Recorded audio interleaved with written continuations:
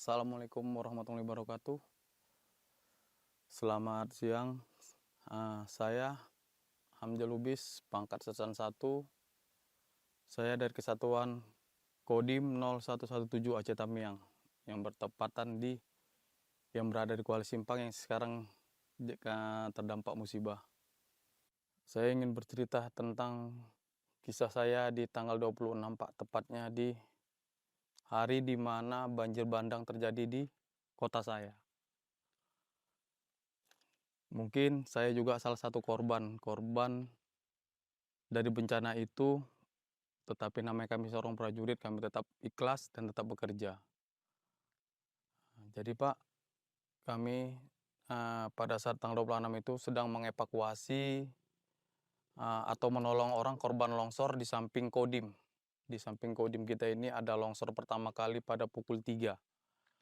Pukul 3 sudah terjadi longsor, kita 3 sore Pak. Di 3 sore kita terjadi longsor.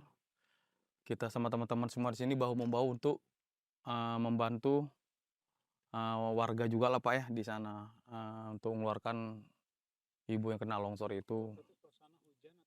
Hujan Pak, hujan. Makanya saya juga kan pakai jas hujan tuh karena kan saya pada satu piket Pak.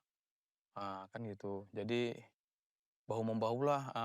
Kalau bisa ada tembilang istilahnya untuk ngorek-ngorek itu Pak. Ada Pak, ada. Saya juga ada apa Pak, ada dongkrak ada. Jadi semua kita bahu-membahu nih Pak kan. Bongkar itu. Ibu itu kejepit dia Pak, seperti ini posisinya.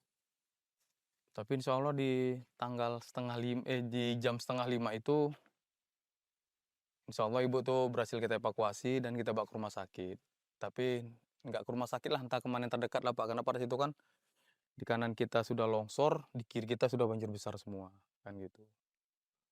Setelah itu mungkin Kasdi menyampaikan ke kita, oke, kita pantau dulu kedalaman air sama longsor di mana aja selama di perjalanan ini kan seperti itu Pak. Sampai jam-jam 6 lah, 6:30, 7 gitu. Oke, Kasdim ajak kita ke rumah jaga, kita break. Kan gitu Pak, break. Nanti kita main lagi, kita kumpul lagi di sini untuk mengecek lagi daerah sekitar kita kan gitu Pak. Jadi mungkin saya kembali ke rumah Pak. Ya kan ini rumah saya sekarang kan. Kembali jam kurang lebih 7:30 lah. 7:30 saya kembali. Karena pada situ pun saya piket Pak kan. Walaupun seharusnya piket itu kan saya seharusnya bisa istirahat 1 jam 2 jam di rumah tuh. Mungkin Tuhan berkata lain, mungkin gak usah lama-lama. Mungkin kalau mungkin saya juga di rumah tuh 1 jam 2 jam juga saya juga meninggal. Mungkin jadi anak-anak ini jadi yatim piatu kan seperti itu Pak. 7:30 masuk ke rumah, ganti pakaian, mandi, makan langsung pergi. Jadi sekitar kurang lebih jam 8 kurang 10 lah. Pokoknya saya di rumah ini nggak lebih dari setengah jam Pak.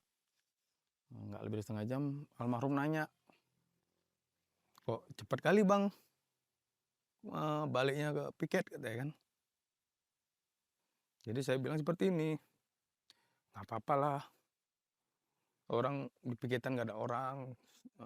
Soalnya kan rekan-rekan kita yang dari Simpang juga terjebak banjir. Kan gitu Pak. Jadi nggak bisa ke situ. Nah, Abang kan baru turun piket katanya. Iya udah nggak apa-apa, kita perbantuan di sana, Pak bilang. Oh, jadi nggak balik lagi nanti? Ya insya Allah nanti balik kalau misalnya nanti teman-teman nanti bisa datang, Abang balik, Abang bilang gitu sama istri kan Pak. Oh ya udah katanya. Jadi Pak balik sampai ke penjagaan itu kita bilang jam 8.05, jam 8.10 Pak ya. Udah ngomong-ngomong, 9:30 kejadian lah Pak longsor di tempat kita ini. Longsornya nggak lama Pak, inilah sama rekan saya, sama Sertusup ini.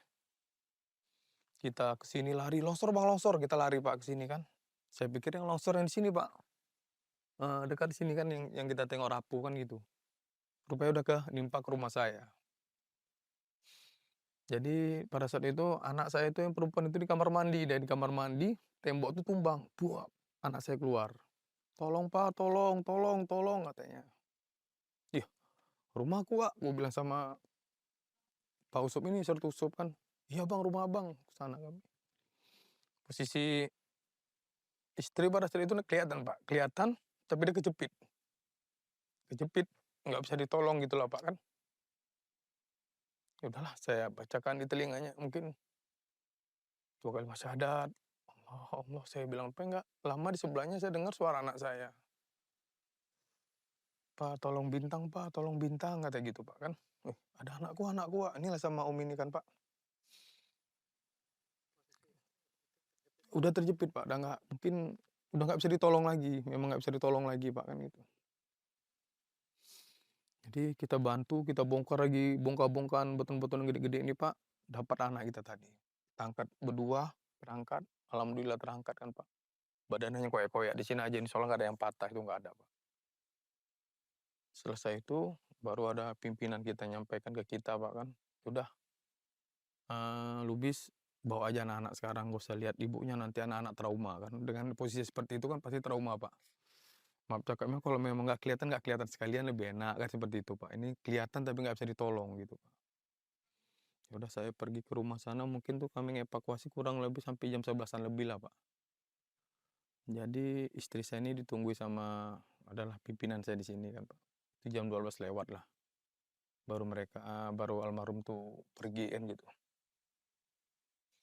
Jadi ngevakuasi malam itu kita dievakuasi juga Pak, memang nggak bisa karena memang kita memerlukan eskavator Pak pada saat itu kan, 2 alat berat lah itu.